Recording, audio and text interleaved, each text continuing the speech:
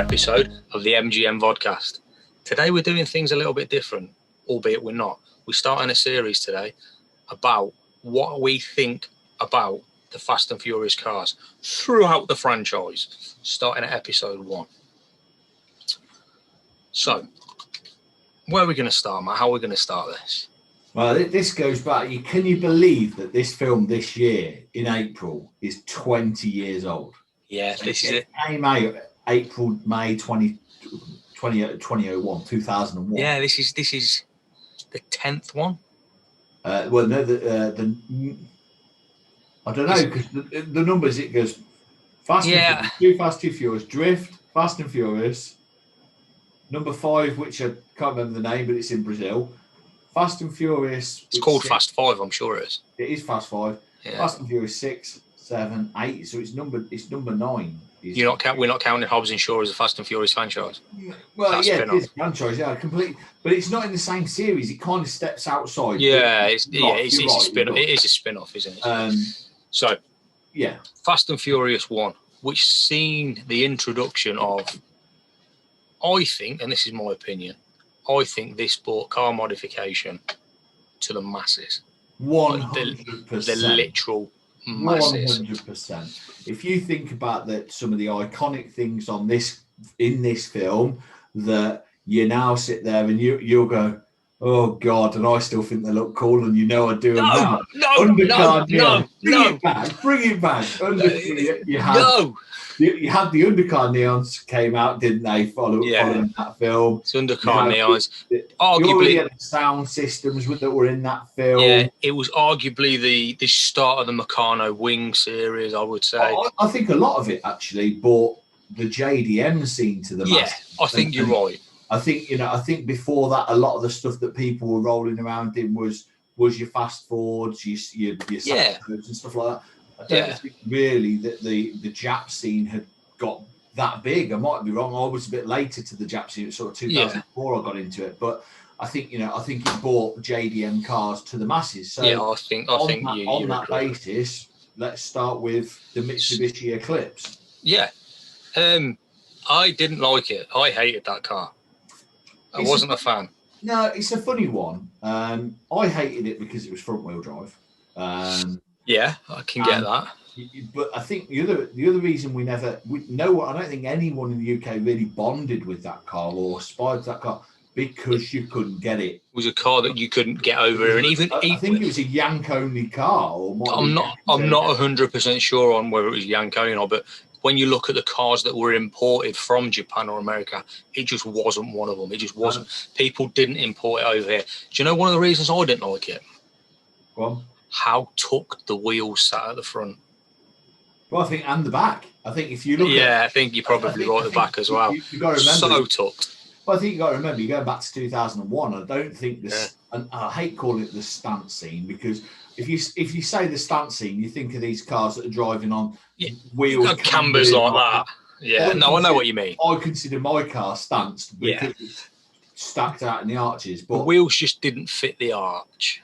No, I'm sure that and this is really geeky, but I'm sure they reminded me of I'm sure they were a TSW wheel or something like that. Yeah, it might well have been. Yeah, it might well have been. The offsets were weak.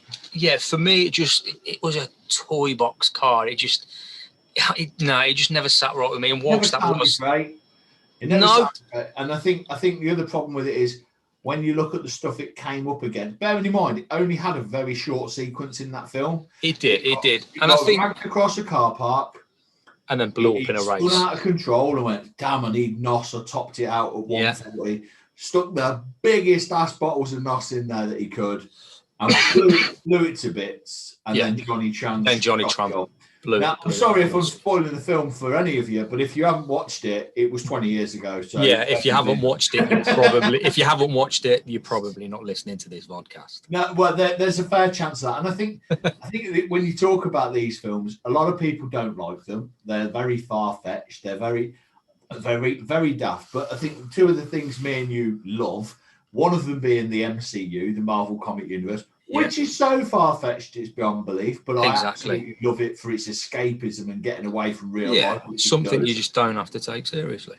Yeah, and you know, before the last Avengers came out, we had a great few weeks watching all 22 films back to back, and then we had the day doing Captain Marvel and the final Endgame. Yeah. And then obviously there's been more since then. But the other one is the Fast and Furious. I love a film that I can just put on, watch, and not have to concentrate. It's an easy watch. It's escape from reality. It's just. Yeah, it's just that. It literally is that. Whereas I watched Tenet last week, and I'm not going off on a tangent. Great film, but you've got to be awake to watch it. Yeah, exactly. And the Fast and Furious franchise isn't that. It's just sit there and enjoy it for what it is. Yeah, exactly. Just adrenaline. So thankfully, the Eclipse that we both didn't last. Didn't stay in it long. Bits.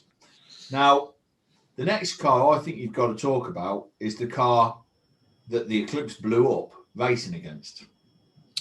The RX-7. Which was the RX-7, Dom's RX-7. Yeah. I like it. I liked it a lot. I like the colour. Do you know what I like? What I didn't like about it? And again, it's I didn't like the wheels. They were too spokey. The actual car itself, I think, was mint.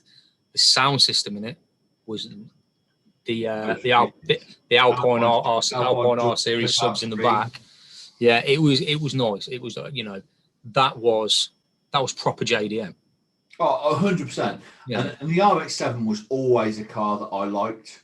I think it was an iconic car. Yeah, there weren't that many of them. There was one that you'll remember that was over from Dark Lane. There was a white one that used to live there was, one of the Allens that now lives in Australia. He had that, and that was a stunningly clean car. And they were quick. They were quick out the box. So let's compare the two cars we've spoke about so far. You've got an Eclipse and you've got an RX-7. The Eclipse was probably 210 brake out the box, 2-litre engine. No idea. And then you've got the RX-7, which is, while it's a 1.3, it's a 2.6 Wankel engine, turboed. It's just quick. It's 276 out of 10. Are they 276? They're 276. So if you look at the RX-7, Supra, the Skyline, they're all around 276, 300. Well, they all say they were around. Yeah, they were all underbooked. MGM agreement. Yeah, they were all underbooked, but all the dynos will show the Supra. The Supra's much higher than that. But same with the Skyline, but we'll say 276. Yeah. But the RX-7 was a car I always loved because you could have it and go, yeah, it's got a Wankel engine. That's cool anyway. Right? Yeah, it's just, the way it worked was completely different. Revs round like a bike. Revs like a bike. Like a bike. They looked so cool. For the pop-up era that they were from, they were just a beautiful shape. They were almost like a Corvette shape, if you know what I mean, like a Corvette that had been on a very extreme diet sort of thing. Yeah, exactly. I mean, you know me. I don't like pop-up headlights. I didn't like them on your MR2. I don't like them on the Ferraris. I don't like pop-up headlights. When I changed. I liked it when you changed them to the low risers because they weren't as high. But as a rule, pop-up headlights, I'm not a fan of. On the RX-7, I liked it, but that's literally the only car I would say, I liked it. But again, I think that was because they didn't pop up particularly high. No, even like sort of forget that car, the RX-7 as it stands. I like the pop-ups on it. But obviously, Dom's out of the film. It was mint. Yeah, and you know what? There's a brand on that car that I know a fair bit about, which is Veilside. Yes. And Veilside made an absolutely, in my opinion, horrendous body kit for the MR2. But an absolutely awesome body kit for the Supra, and an awesome body kit for the they made two awesome body kits for the RX-7 because without going on, I think Hans' Wide Arch one was a Veilside kit as well from memory. It was, but we'll come on to that next week. We'll come on to that next month. But yeah, so the RX-7 was always a poster car, and I think they're mega money now. And if I had a garage, I'd put one in there. Again, take the Eclipse out of the equation. Any of the cars that we're going to talk about today, possibly not one, are still big though. I guess so. So, from that. So, RX-7, we're in agreement. Yeah, definitely have that. Definitely a car that should have been in the film. Where do we go next? Do we carry on with the main characters' cars, or do we go as the show would go and we talk about something a little bit different? If you carry on with the main characters' cars, you can introduce 3 more cars now because the scene we've got to really is RX-7 Eclipse.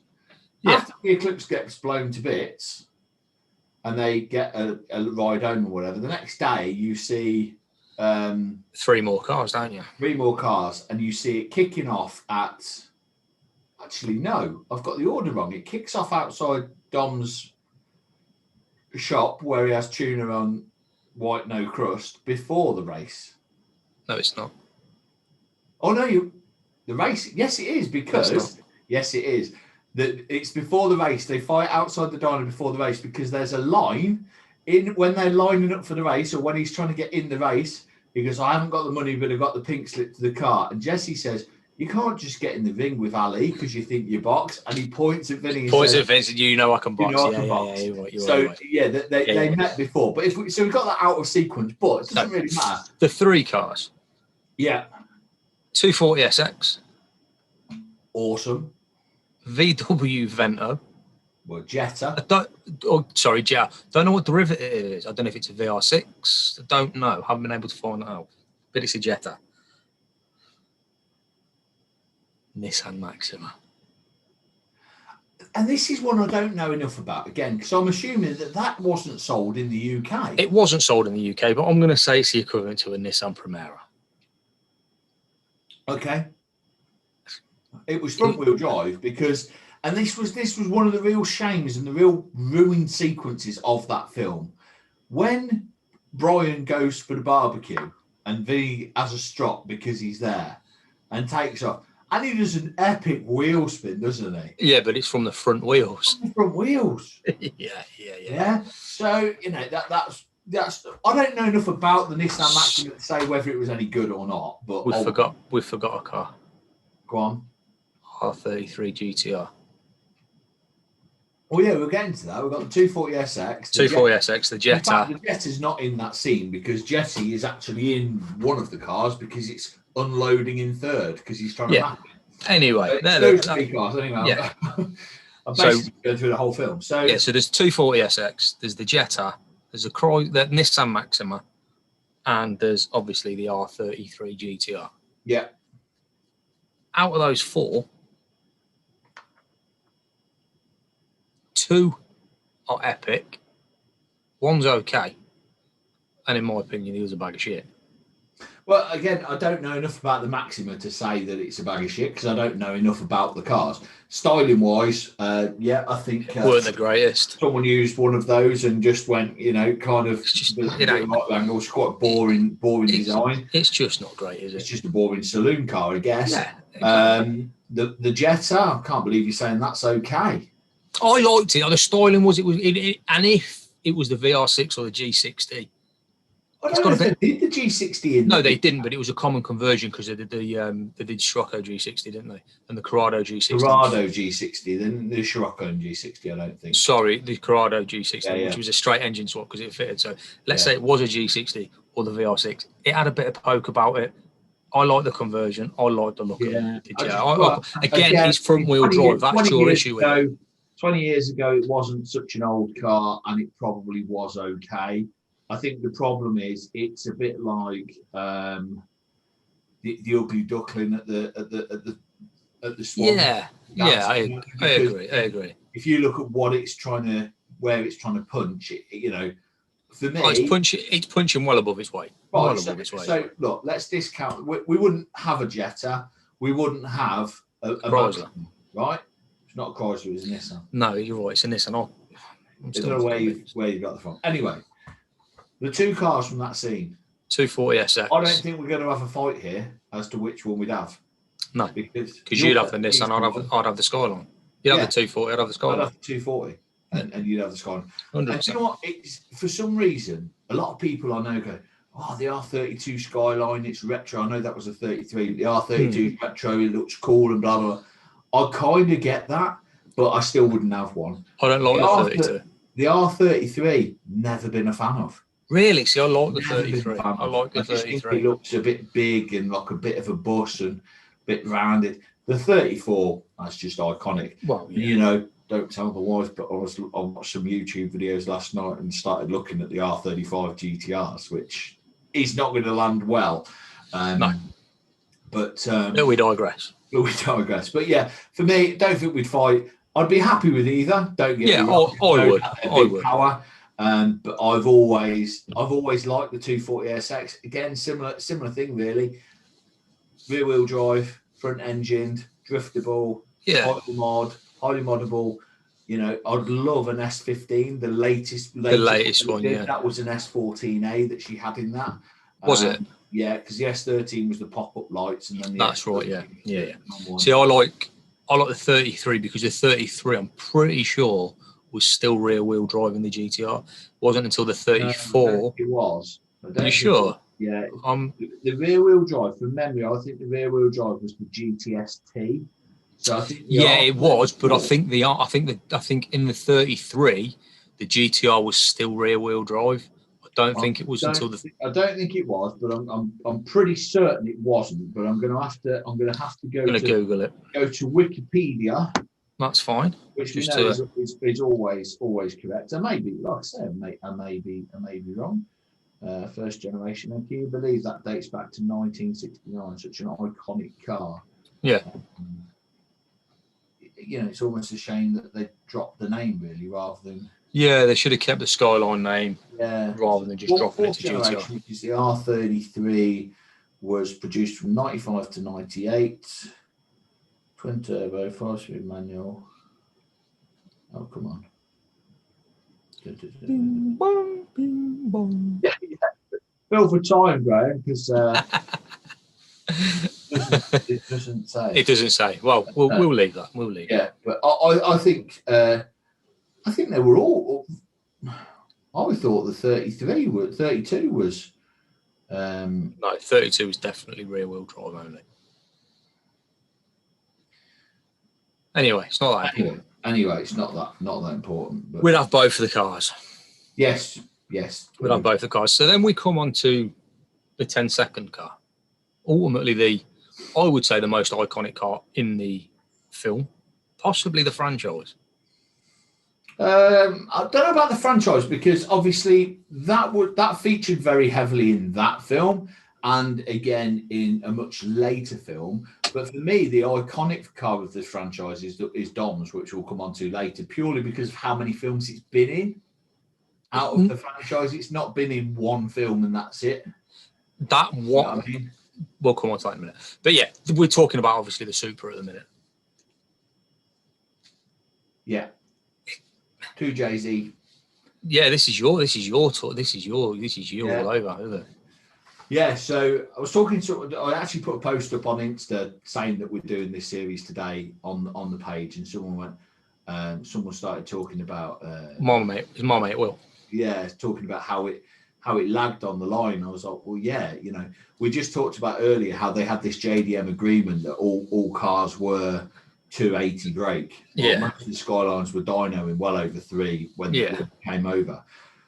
The simple thing with the Skyline Supra twin turbo was take the cats out of it, convert it to one big single turbo, turn up the boost. You were pretty much at 600 brake. Yeah, straight away. Just from doing that. Yeah. And you could get massive power out of that engine. But I don't know what you don't know what engine what was done to. Did it have the single turbo conversion?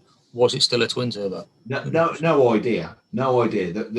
What I would say is the way that it didn't get off the line with that Ferrari, I would suggest it had a laggy big turbo on it.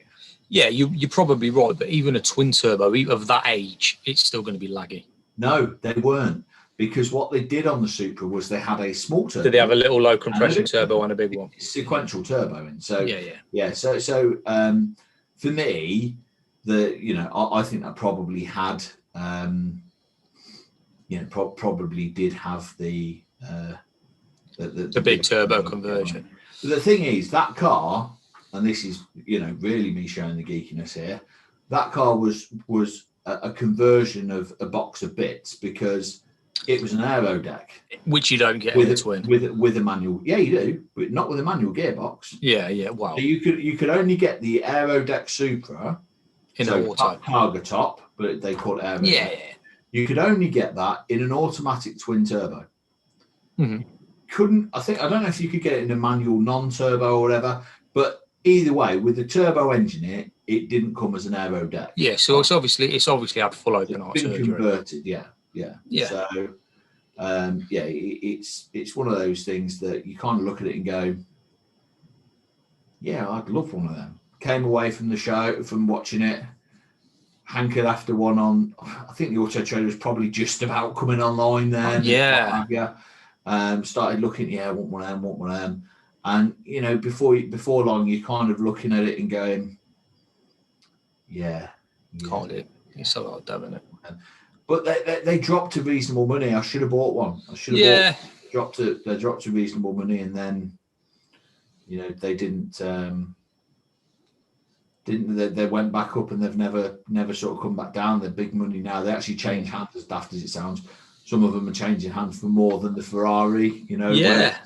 What's the retail on one of those? More than you can afford. Not anymore, mate. Not anymore. But I mean, I think there's no argument there. We'd both stick that in the garage, 100%. 100%. So next, let's skip a car and let's go to a villain car. I think really the only villain car in the film, which was Johnny Trans S2000. Yeah. At the time, that was a new car. That wasn't old like the others, because it was still relatively old. It came out like 2000 W Regis, I think. Exactly. So the S2000 is maybe 12, 18 months old at the time, 2 years maximum. Yeah. And it's got everything done to it. It's running crazy power. It's got a crazy kit on. Which says you've got 100 grand under the hood. Yeah, which it's believable to a degree in America. It's got a Veilside kit on it again, I think it was. It looked nice. Yeah. I'm not a fan of the S2000. 100% would have that one. 100%.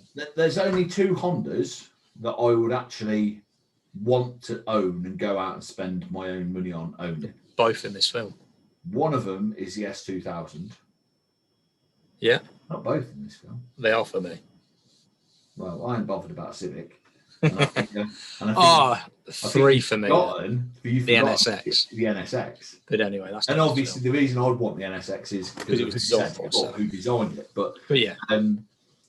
Ultimately, the S2K, I always liked it. I've never really been one of these. VTEC kicked in, we always used to take the piss out of them at the time. Honda. Yeah, exactly. I never really got it. Our mate Adi had one, and that was quite cool because he had it when we were quite young, and he did. Yeah, bankrupted himself having that, I think. Yeah, he battered his pieces as well. But that was a cool car. The EP3 Civic that he had, which is a bit later on. But I was never really a mad Honda fan.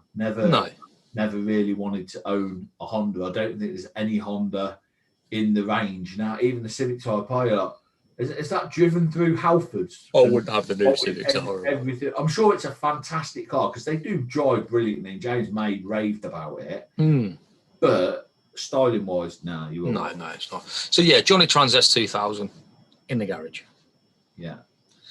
So obviously we've just mentioned the Civic. So in this Civic, as you know, they all run EJ1 Coupe Civic 1.5. It's not even a Type R, it's a 1.5 Coupe. Just before we do go on to that, I've just checked and found that the R32 was four-wheel drive as well. Oh, really? Yeah, so they're all four-wheel drive. So. I stand corrected for Wikipedia. So the Civic. Yeah. I like it. They were black, they were stealth. And as much as I hate to say this, I like the undernote. I like the green underglow. But that's it. We'll put it on the 320. It's no problem. No, if you get it off Wish, it's 15 quid. No. So that Civic, I think it's probably better than some of the other main cars in the film. Again, it's one of those. It's an odd one because we didn't really get the Civic Coupes over here. No, we didn't. We got the hatch. We got the EK rather than the EGA. And I like the EK. The what did we get? The EK. Yeah. And that was the one we got bubbly. Yeah, the bubble hat. Yeah. It's the same shape, but the hatchback. That was the one. I think the editor or whatever was called Dan for Max Power, and he had a silver one that he did. Correct. Yeah. I always liked that shape of Civic. Yeah. in terms of the styling points. But yeah, I mean, yeah, it was all right. It was a Civic. It wasn't. I liked it. I think. I mean, they were turbo, weren't they? They'd done a lot to They were, and they made a great noise. I'm not convinced that in the edit that engine noise is from that car. I'm not convinced. Yeah, that's probably the same as, did you see that BMW advert that was going around with the M2, and it was blatantly like a Diablo, a Hurricane soundtrack that they big V12 engine on the back. It was a V10 Hurricane engine they dubbed over the top. So with that, they may well have dubbed something over the top. Although, having said that, they were very high revving, which is true of what a VTEC is. So yeah, true. But yeah, I think I really like engines, that. which are even noisier, because that's obviously quite possible. Hector wanted, wasn't it? Hector wanted spoon engines. Spoon engines in his Civic, yes, he did. Yeah, that's correct. See, I don't think for me that'd go in my garage. I'd have the Civic. To me, don't matter what you do with the Civic, and this is the big problem I have with it. It's kind of the same as I see most Ford Focuses. It's just a shopping car. Do you know what I mean? It's you're right. It is the mill car. Is. I think for me, when you're talking Supra, SX, R33, they're a little bit special. They're sports cars. They're a little bit special. That especially the numbers now. Is a Civic ever going to go? Oh, got a Civic from 2000. It's trading for 15 grand. Well, no, I don't. I don't think you. The majority of them have been bought by some 80-year-old bloke that pisses himself every time he gets in the seat. They're driven generally by old people, but or some 17-year-old lad that loves Fast and Furious and drove it through Halfords. Well, yeah, exactly. But no, not for me. Not for me. The stealthiness was cool, but. It's not a car that I'd go, I want to own one of them and put it in the garage. I was a fan. But if it's, again, like I say, it's that kind of car that I'd go, I need something cheap to run around in. What am I going to buy? I'd always go for something like a Honda, because they just run forever. Yeah, they are bulletproof. It's like the Toyota, isn't it? It's okay. We're talking about the Supra and stuff like that. And yeah, you tune it to silly power. It's going to go wrong at times, but generally the out of the box, it's bulletproof. Yeah, exactly. Yeah, so it wouldn't go more. And then really, there's another Civic actually we've forgotten about that gets driven by a very attractive Jordana Brewster when they leave Cha-Cha-Chas. So her and Brian go out for dinner. Yeah, and then she goes, "Shall we go for a drive?" And they go in her blue. I think that's the same type as EJ or whatever you said. The coupe.